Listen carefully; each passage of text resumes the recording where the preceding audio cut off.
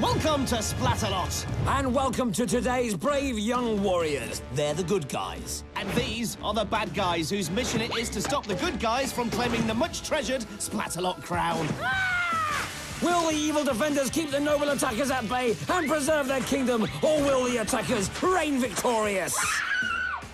So who will tumble, who will tilt, who will teeter, and who will go splat? Hello, welcome one and welcome all to Splatalot. We are Dick and Dom. Now, welcome indeed to our medieval Splatfest. Now, you know what a lot of people ask us? To wash more frequently? What? No. Well, I mean, yes, I do. No, not that. Look, a lot of people ask us if Splatalot is actually a fake place. Of course it's not fake. It's as genuine as we are. Yeah, I don't think it's a convincing argument, really. But no, it is definitely real, and it's also definitely in Canada. So it's not like you can just hop on the bus, right? No. Here's the other real thing about Splatalot, the challenges, and the first of those is the moat. The course itself is hard enough, but it's also against the clock. Only the fastest 6 will survive and move on to the next round. Which is the stockade. Our remaining 6 attackers must escape from this foam-filled prison, but only 4 will succeed and make it through to the final. This is where we really find out who's got what it takes, because at the end of this round, one of them will be wearing that crown. And you know, it's very comfy. I tried it on when you were in makeup. That's outrageous. What? Do you think they'll lock me up? No! I mean, I don't need any makeup. Yes, right, of course. So let's check out round 1 in more detail. We begin with the pungent plank. It's a plank and it whisks a bit. That leads to the terrifying rolling mace with its sharp, pointy bits. The impossible incline is next. Then the beastly battle axes, which chop you to bits. If you survive that, then you can cross the rope bridge of disaster, where you can rest for a bit. Before balancing on the debilitating disc. And no, I've run out of bits. Pity. Well, I've saved the best bit till last. Here's the gang with all the nasty bits, the defenders. She's all blue, but she's not sad. She's just bad. It's the shadowy Shaden. Next, it's the heartless Tartan Archer, Ballista. And Scab completes the lineup for round 1. This round takes brawn and brains. And Scab! Well, the defenders all look lethal in their own way, but I'm sure the attackers will once more prove superior. That's fighting talk, that. Game on. Here's our first attacker. I am pumped up! Dagger Derek is pumped up, but also watered down, thanks to Ballista. You may be pumped up, Derek, but we're gonna take you down! Sounds like Ballista is the one pumped up. We have a Derek on our hands. Yes. I'm well. I'm actually in a very good mood today. Scab is in a good mood. That can't be good for the attackers. Oh, dear. Not good at all. Now, in football, attackers are often accused of taking a dive. But isn't that what Derek's just done? Actually, it was more of a giant splat-piddly-pat. Hey, Derek, the path to the crown is treacherous.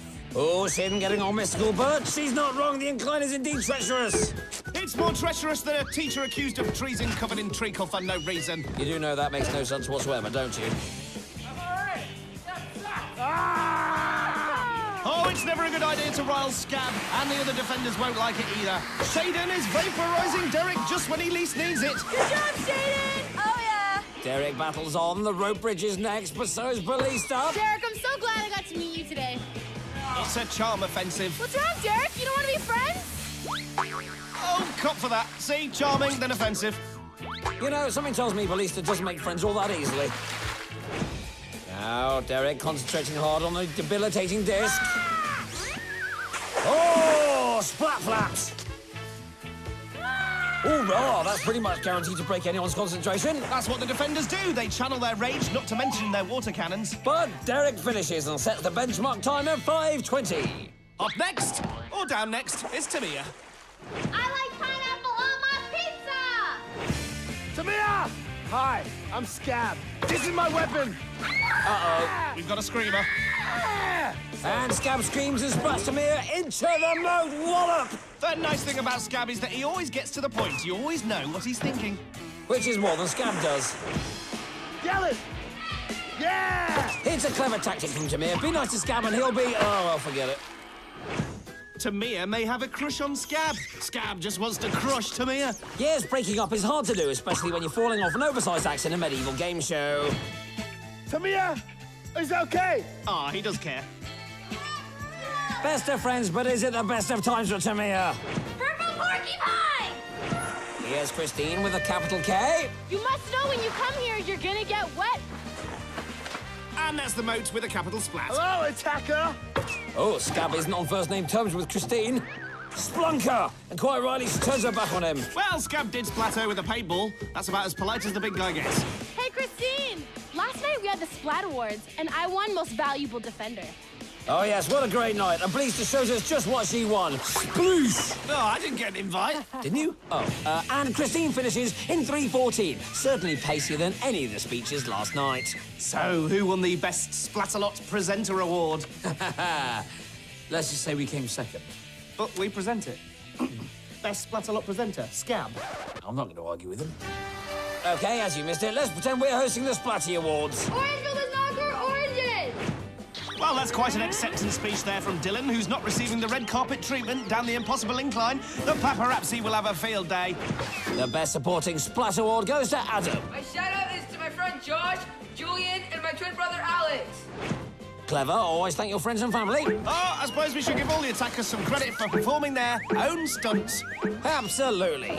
And now, picking up the Lifetime Achievement Award for services to splatting, it's Tianna. Chickens are gonna rule the world! What separates the stars of the splatter screen from the rest of us is their effortless grace and natural poise. She has also been nominated for Best Dunk on the Debilitating Disc. She started well with a fine rope grip, but in the end she just couldn't hang on. This really has to be one of the hardest obstacles on the course. Sloppy Poppy. Here's fellow nominee Dylan. She also started well and even managed to ease herself forward, but in the end the balancing act was just too tough. Nominica's Papa Splat. And the final nominee is Adam. He had the added distraction of a particularly focused ballista. The combination of water, slippery surfaces and gravity led to one simple outcome. A splat in the moat. And the award goes to Adam with a start time of 6 minutes 12, followed by a stellar performance from Dylan with 7:12 and a fine supporting role from Tianna with 7:30. So we're halfway through round one. Kristine leads with 3:14, and Tianna's 7:30 is the time to beat in order to advance to the stockade. So we've got 6 more attackers for Scary Scab to shout and scream at. Yeah, maybe they'll give him something to shout about. Well, whatever happens, they'll be screaming, shouting and splatting. Still to come, we've got the stockade. Followed by the grand finale, where one of our attackers will be crowned the new king or queen of Splatalot. But right now, we're halfway through round 1. We still have 6 more attackers waiting to attempt the moat challenge, so it's about to get very interesting. You see, only the fastest 6 will go through to the next round.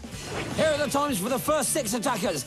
Kristine is the fastest star so far, but Tianna might fail her audition with the time to beat of 7:30.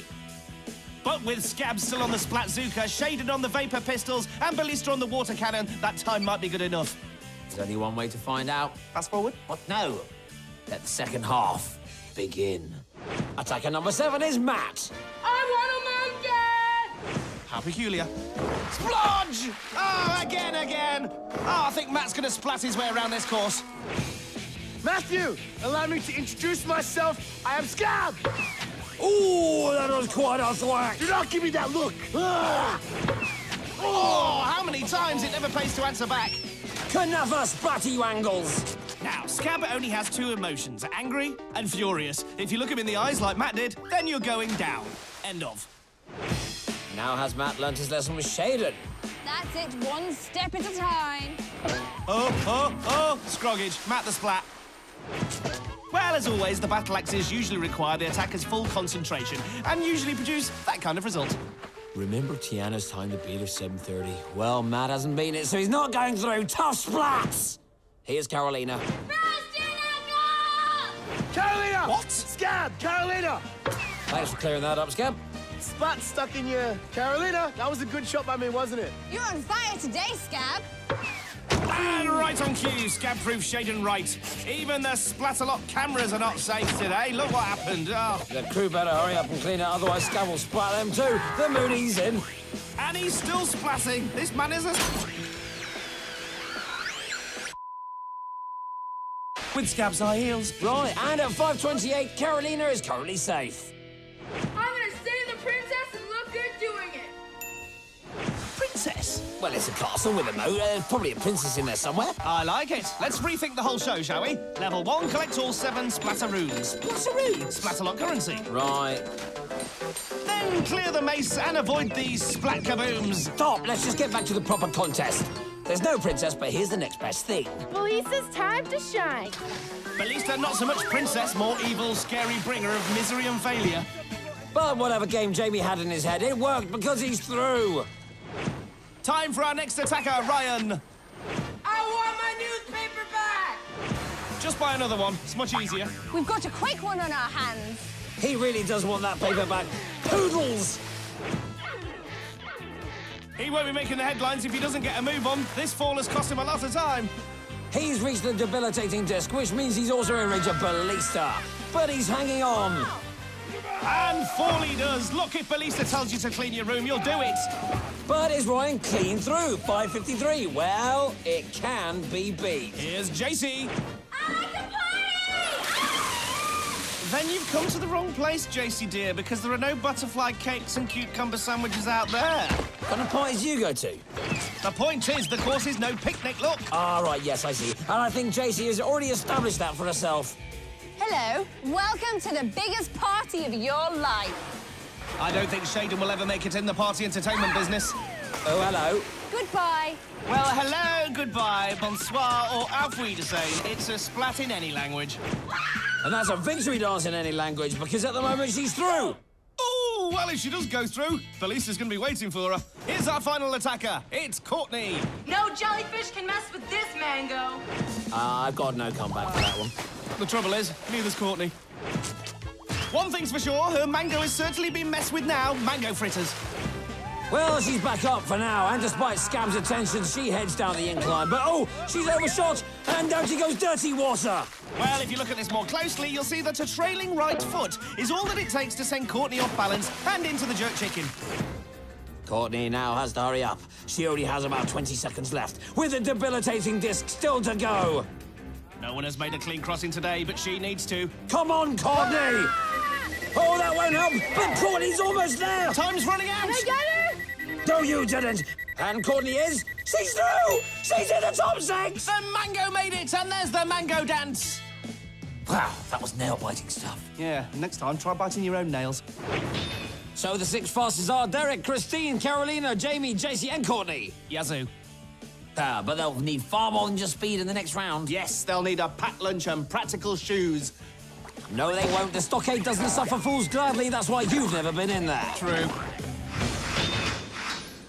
So it's time for the stockade. Remember, 2 attackers will not survive this deadly round. What happens to the attackers who don't make it through? Is it something really, really awful?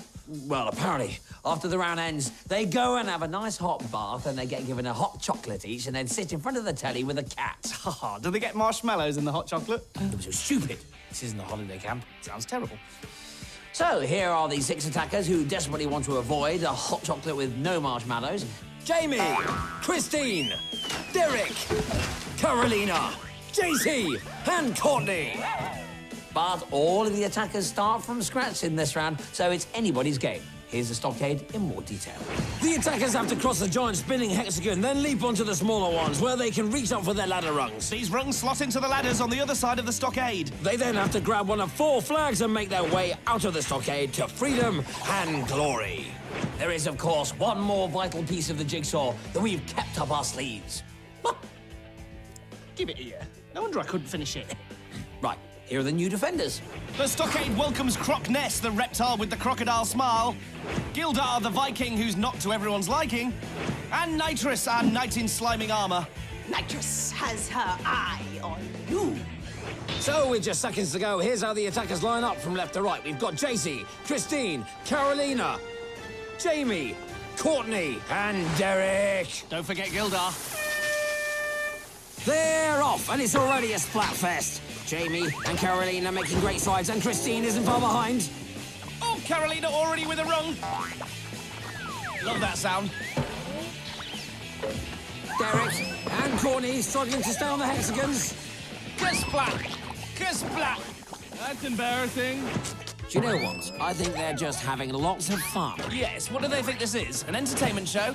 It's all getting messy down there. Gildar, you magnificent Viking, you've really done it again. Hello there. Want to taste of some slime? Oh, what's worth? Croc slime or Gildar smom? Croc Ness now with a taste for some more sliming, and Nitrous doesn't want to be left out either. Nitrous is on fire today! Well, it's a good job we got all that foam then. Be hard to start firing there. Now remember, Jamie isn't necessarily playing the same game as the rest of the attackers. Maybe this time his leaping will save the princess. Oh, a perfect score, so Jamie can advance to the next rung. Trouble is, the further you get, the harder it gets. Crockness is sliming again. And now she sets her sights on Courtney. Kristine now decides to take a leap of faith. And ends up with a faith full of foam. If at first you don't succeed, splat, splat again. Oh, the defenders had better keep an eye on Jamie and Kristine. Jamie has finished his ladder, and that triggers Nitrous into action. But her aim is off. Oh, isn't that pretty? It's like a winter wonderland. That would make a lovely card. Yeah, beats the one you sent me last year. Anyway, back to the game. Kristine has actually made it to the top and is through.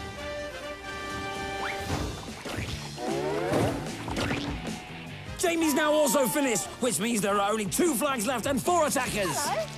Splat, Derek's in trouble. More than he knows because Carolina is also finished.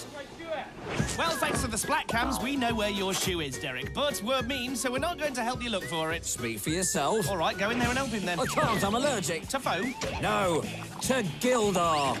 Sorry about that. Panic over. Derek has his shoe. Now he needs to panic about 1 flag remaining. This is where it gets nasty. It's survival of the slimiest. Oh, as Derek has just proved, he blocks Jacy. Well, if you ask me, Jacy hesitated, and she who hesitates is splattered in this game. But will it pay off? Meanwhile, here's a pop quiz for Nitrous. Which boy band had a #1 hit single with Shine? Take that! Is there nothing she doesn't know about the world of pop music? Back to the contest, and Derek has grabbed the last flag. Courtney's still trying, but surely it's all in vain. Yes, it is, as Derek becomes the 4th and final attacker through. And there they are, the triumphant finalists. So no marshmallows for Jacy and Courtney and their hot chocolate. They are out. You know, you're not gonna win this. You're not gonna win this at all. And it's because of your sass. Gildar, as usual, finding excuses, but it won't affect the outcome. Through to the final are Kristine, Jamie, Carolina, and Derek. You know, the stockade is my absolute favourite round. Oh, it's lovely. So now we move on to the finale. Oh, great, the finale is my absolute favourite round. Has anyone got a colouring book for Dick? Stand by for plenty of teetering, the odd tosser, and rather worryingly, some happy defenders. Yeah! It's splat time! Why don't we just take a moment to celebrate some classic splats? We're gonna take you down!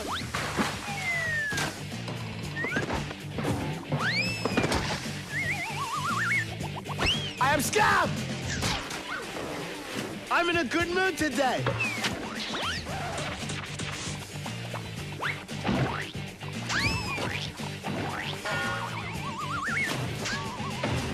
And that's why we call it Splatalot. So we have 4 finalists, but only 1 will succeed in claiming the crown. Stop right there! As the self-appointed representative of the defenders, it has come to my attention that unless the attackers are absolutely awful, the defenders can never win this competition. But if the good guys don't win, then the audience is going to feel let down, then the show's going to be axed. Strikes off. Good, right, let's get on with it then. Our finalists are Kristine, Jamie, Carolina, and Derek. They've got a big challenge on their hands, and only one of them is going to get to rule the kingdom of Splatalot. Well, now you've mentioned them, here they are. Gildar, Ballista, Scab, Crockness, Nitrous, and Shaden. Mean and marvellously moody. Here's the course. The attackers start by sliding down a pole into the mud bath. Then it's over the slippy slides and onto the teetering teeter-totters. Once over the barrier, they leap across the lily pads. And then the water wall is all that prevents the attackers from claiming the highly coveted crown. No one said it was going to be easy. Here's how the attackers line up. Kristine is in the pink, Carolina in yellow, Jamie in light blue, and Derek's in the dark blue. It looks like the defenders have put all that silly strike nonsense behind them as they prepare for battle. And down they go into the mud bath. Don't worry, Ballista's there to clean them up. And very slick sliding from Kristine there. Not so slick on the teeters, though. Well, they are probably the hardest obstacles in Splatalot, as Kristine is still managing to prove. Well, she's not on her own. They're all teetering and tottering. And above all, splatting is splatterific, splatacious, and splatastic. As if the teeters weren't hard enough, Derek's also got the defenders to deal with. High five. Yeah! Carolina slipping and splatting. I'm going to politely remind everyone that this is actually a race. Gildar's just right for telly, don't you think? And Kristine's just right for falling off a teeter. I don't know if that was the response Gildar was after, but that's what he got. Oh, there we go. Oh, and Jamie's almost over, but Shaden and Scab force him back. And Nitrous and Crockness also teaming up on Kristine.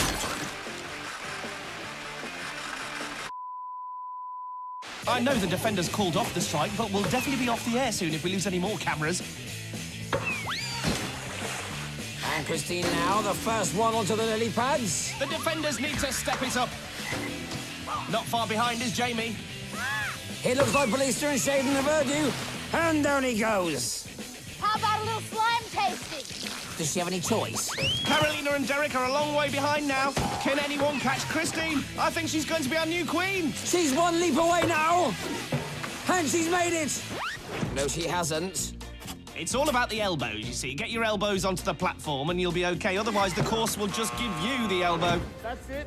Now jump. Will this allow the others back into the race? Jamie finally makes it over the barrier and he might now catch up with Kristine. Who leaps again and fails again? I don't think Derek will affect the result, and it's all about Kristine and Jamie. I think Scab has something to say about that. And Jamie now leaping into the lead, and Kristine slips just at the wrong moment. It's raining! Jamie leaps, and he's made it. Once again, Jamie seems to be playing his own game on his own terms. Is he still trying to save that princess? Well, what a comeback. There he goes up the water wall, and what must Kristine be thinking? Don't give up. Keep on moving. She's probably thinking, shut up, Scab.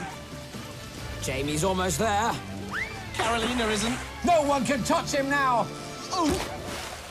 Game over for the game gamer. Bad luck, Kristine. All hail King Jamie. Splattalot's got a new king in town. Don't cheer him on.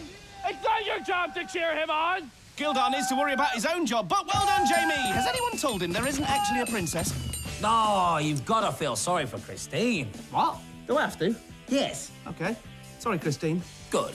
But in a way, we're all winners because we've seen some fantastic attacking. Brilliant defending. And on top of that, we've seen some amazing splat. Here's Splat of the day. As usual, there were so many to choose from. Each round and each attacker splatted valiantly, but in the end, there can only be one. And that one was Derek, with this beauty in the first round. Once again, the impossible incline delivered, and Derek soon lost his footing. And then he almost lost his head. From any angle, it had to be our Splat of the day. You're better than all right, Derek. You're distinctly above average. Let's remind ourselves how Jamie made it to the Splatalot crown. I'm gonna stay the princess and look good doing it. He was full of energy in round one. Nope, take that all back. However, he recovered with perfect scores and the right results in the stockade. He then leapt into the lead in round three, and despite not saving the princess, King Jamie is now on another level. Well, I've always wanted to be saved. I don't think you're exactly what Jamie had in mind. Bye for now. I saved the princess and looked good doing it. No one's told him yet, have they? No.